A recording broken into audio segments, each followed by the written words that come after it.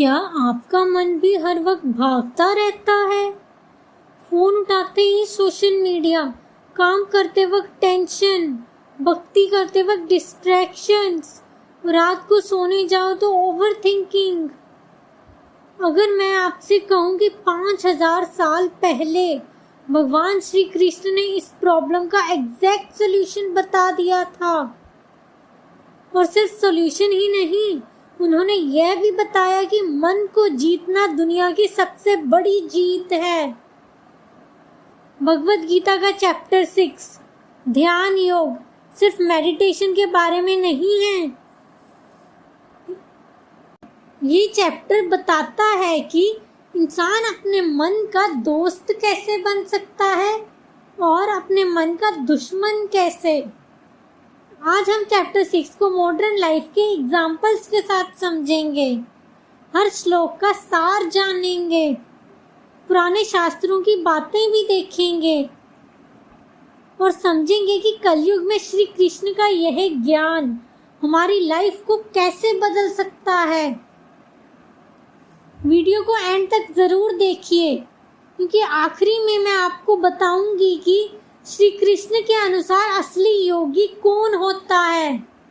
भगवत गीता का चैप्टर 6 ध्यान योग के नाम से जाना जाता है। ये चैप्टर महाभारत के भीष्म पर्व का हिस्सा है। आदि शंकराचार्य, रामानुजाचार्य, माधवाचार्य और श्रीला प्रभुपादा जैसे महान आचार्यों ने इस चैप्टर को मन और ध्यान के विज्ञान का अद्भुत ग्रंथ बताया है। चैप्टर 6 में कुल 47 श्लोक हैं। इस चैप्टर में श्री कृष्ण सही योग की डेफिनेशन देते हैं, मन को कंट्रोल करना सिखाते हैं, मेडिटेशन का ऑथेंटिक प्रोसेस बताते हैं और योगी की हाईएस्ट पोजीशन को एक्सप्लेन करते हैं। असली सन्यासी कौन है? श्री कृष्ण कहते हैं, जो व्यक्ति कर्म के फल की इच्छा छोड़कर अपना कर्तव्य करता है वही असली सन्यासी और योगी है। सिर्फ अग्नि त्याग देना या काम छोड़ देना सन्यास नहीं है।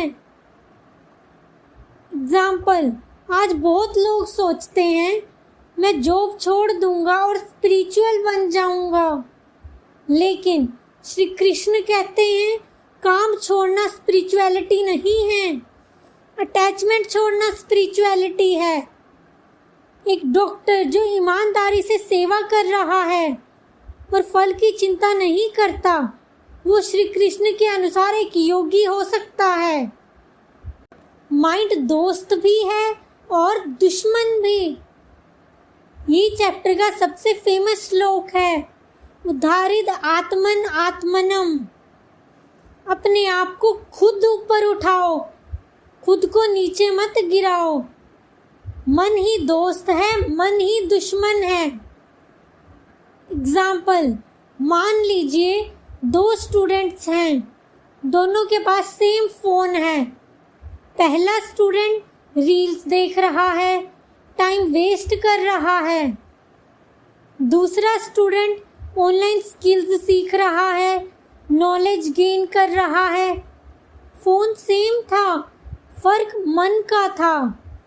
इसलिए श्री कृष्ण कहते हैं, बाहरी चीजें प्रॉब्लम नहीं हैं, उनका गलत उपयोग प्रॉब्लम है। कथारोपनिषद कनेक्शन। कथारोपनिषद में शरीर को रथ कहा गया है, इंद्रियां घोड़े हैं, मन लगाम है और बुद्धि सारथी है। अगर लगाम कंट्रोल में नहीं होगी तो रथ गलत दिशा में जाएगा। यही बात श्री कृष्ण चैप्टर 6 में समझा रहे हैं। योगी की पहचान। जिसने मन को जीत लिया है उसके लिए गर्मी और ठंड सेम है, मान और अपमान सेम है, सुख और दुख सेम है। एग्जाम्पल, आज सोशल मीडिया पर लोग लाइक्स और कमेंट से खुश या दुखी हो जाते हैं। एक नेगेटिव कमेंट पूरे दिन का मूड खराब कर देता है। लेकिन योगी की स्थिति अलग होती है। उसकी खुशी बाहरी अप्रूवल पर डिपेंडेंट नहीं होती, उसकी शांति अंदर से आती है। मेडिटेशन का ऑथेंटिक प्रोसेस।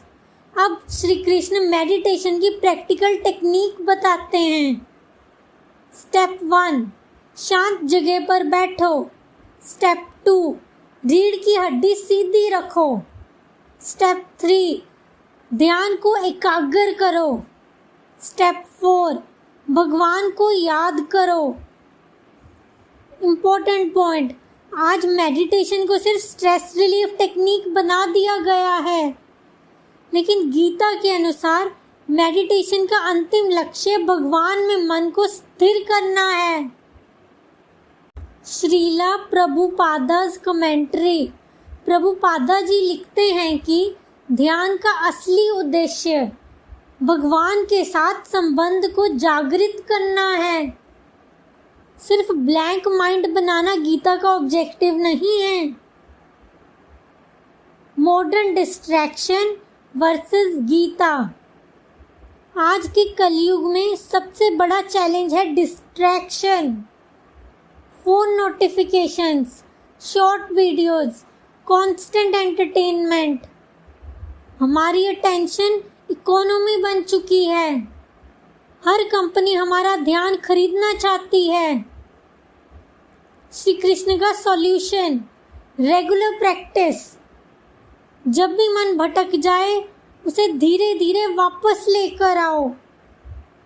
नोटिस कीजिए, श्री कृष्ण पनिशमेंट नहीं बोल रहे, वो पेशेंस बोल रहे हैं। एग्जाम्पल, जब आप माला जप करते हो और मन भटक जाता है, आप सोचते हैं मेरा ध्यान नहीं लगता, लेकिन श्री कृष्ण कहते हैं ध्यान भटकने के बाद उसे वापस लाना ही योग का अभ्यास है। अर्जुन की सबसे बड़ी शंका। अर्जुन कहते हैं मन बहुत चंचल है, वायु को कंट्रोल करना आसान लगता है, लेकिन मन को कंट्रोल करना मुश्किल लगता है। अगर अर्जुन जैसा महान योद्धा मन को कंट्रोल करने में स्ट्रगल कर सकता है, तो हमारा स्ट्रगल तो नॉर्मल है। ये प्रॉब्लम सिर्फ आपकी नहीं है, ये मानव प्रकृति का हिस्सा है। श्री कृष्ण कहते हैं असमस्याम। बिल्कुल सही कहा, मन को कंट्रोल करना कठिन है, लेकिन 2 चीज़ों से पॉसिबल है। अभ्यास, रेगुलर प्रैक्टिस, वैराग्य, डिटैचमेंट। जिम एग्जाम्पल, एक दिन जिम जाने से बॉडी नहीं बनती, वैसे ही एक दिन मेडिटेशन करने से मन शांत नहीं होता। कंसिस्टेंसी ही सीक्रेट है। अगर योग अधूरा रह जाए तो? अर्जुन पूछते हैं, अगर कोई योग के पाथ पर चले और बीच में फेल हो जाए तो उसका क्या होगा? श्री कृष्ण कहते हैं स्पिरिचुअल एफर्ट कभी वेस्ट नहीं होता। जो योग में सिंसियर प्रयास करता है उसका नुकसान नहीं होता। ना ही कल्याणकृत कश्चित दुर्गतिम तत् गच्छति। जो कल्याण में काम करता है उसकी दुर्गति कभी नहीं होती।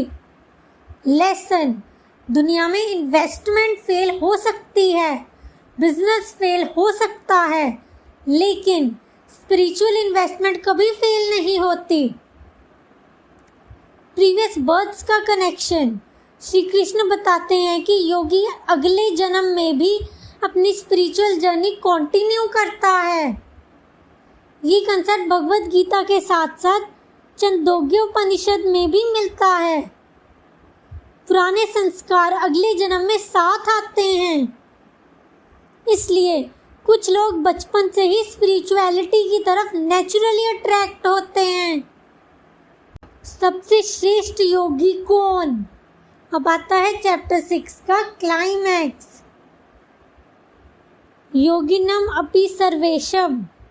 सब योगियों में सबसे उत्तम योगी वो है जो श्रद्धा के साथ मुझे भजता है और अपना मन मुझ में लगाता है। इम्पोर्टेंट पॉइंट, श्री कृष्ण यहाँ कहते हैं सिर्फ फिजिकल योगा से भी ऊपर, सिर्फ तपस्या से भी ऊपर, सिर्फ इंटेलेक्चुअल नॉलेज से भी ऊपर भक्ति युक्त योग सबसे उच्च है।